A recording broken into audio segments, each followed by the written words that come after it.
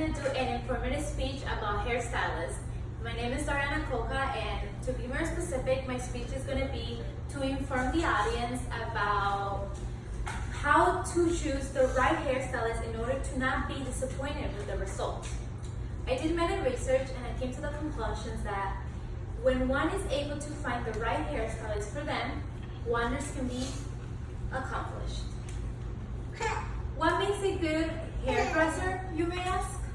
Well, I'm about to take you through the process of it. According to the article, the 10 hair myths that need busting on a good hair day, that's the title of the article, published in 2018, mentioned that a good hairdresser is like a good personal shopper. They should understand your styles, but also present something new that you may not have thought of on your own. Make sure to have a hairdresser that you are able to have a good relationship with. You're not looking for a boyfriend or a best friend in a hairdresser, but you're looking for someone to have a good relationship enough to be able to communicate with them.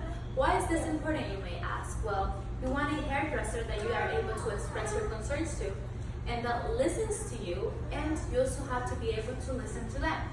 Because you don't want a bad experience like this. You want to have a pretty wonderful experience that you remember like this. How to know if a hairstylist is good for you, you may ask. Before I answer that question, I'm going to let you know something. You do understand your hairstylist is not a plastic surgeon, because they don't do miracles, they can only do so much for you. Okay, how to know if a hairstylist is good for you. Keep in mind your personality and your style when you are looking for a hairstylist. Also, know that each hairstylist personalizes in different categories. There's hairstylists that are better at cutting hair or curling hair, or others are better at bleaching and coloring hair. You're not going to go to a hairstylist that's good at coloring hair and ask for a trim, because you might end up like this.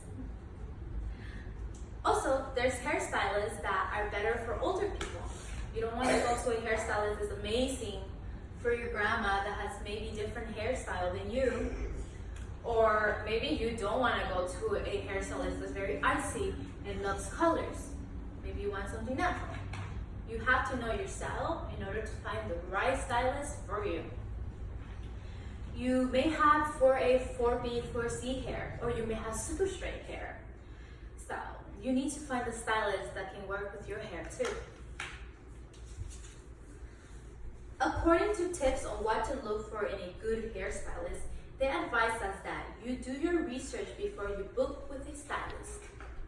By doing your research, I mean ask around, ask your family, ask your friends, ask people in the street that you see that has really amazing, pretty hair that you want. They might be happy to get a compliment and happy to inform you where they went.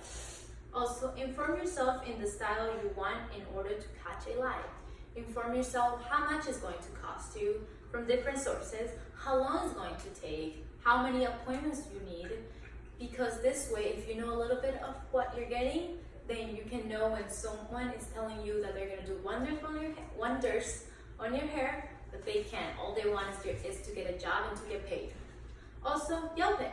Yelp is a good place to look for advice if you're willing to do the research there.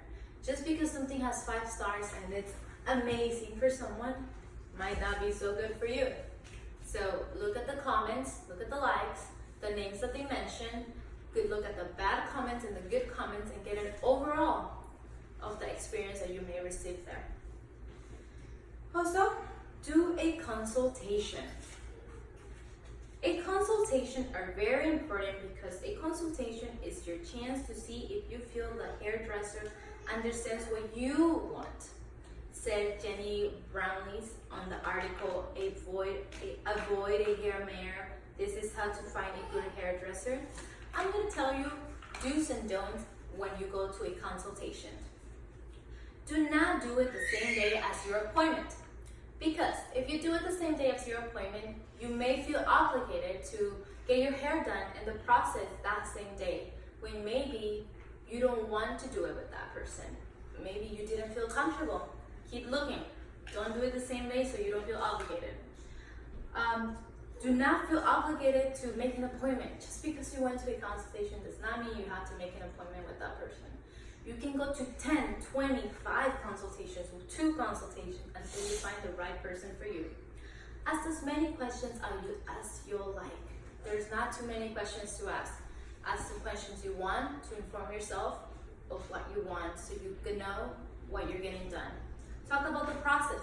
Why is this important? Because you want to know what products are being used on you, because you may not want to use something that's not animal cruelty free, or you may be allergic to something else. Ask the process so you know what to expect. Get to know your hairdresser. If you get to know your hairstylist, you know their style and if it fits best for you. And these are things that you can do in a consultation. Another thing I'm going to talk about is not so much about the hairstylist itself. It's things that add to it. A salon or customer service may not be the hairstylist itself, but they're connected. A salon that's very artsy may have hairstylists that are very artsy. A salon that's different may have different type of hairstylists. So, a clean place is something to look in a salon. You may not be attracted to a place that's not clean.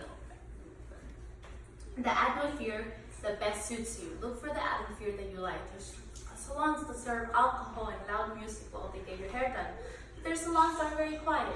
Maybe you want to read a book while you're getting your hair done. So look for the right salon. The service should be right for you. They should offer you water or offer you attention. You should feel comfortable, welcome, wanted, and feel like your money is being worth because you are paying for this service.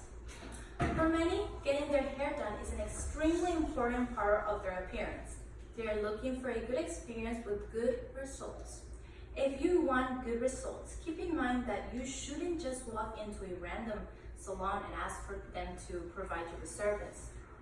Because you wouldn't walk into a hospital and ask someone to just provide you with the surgery. You'll get informed first, you'll research first, and you'll get second opinions. Because if you do this, you are walking in blindfolded with no knowledge about them. Remember to inform yourself, research with time, attend consultations like I mentioned before, and remember that you are not obligated to get your hair done until you find the right person for you. Emphasis on the you, because what's right for you might not be right for someone else.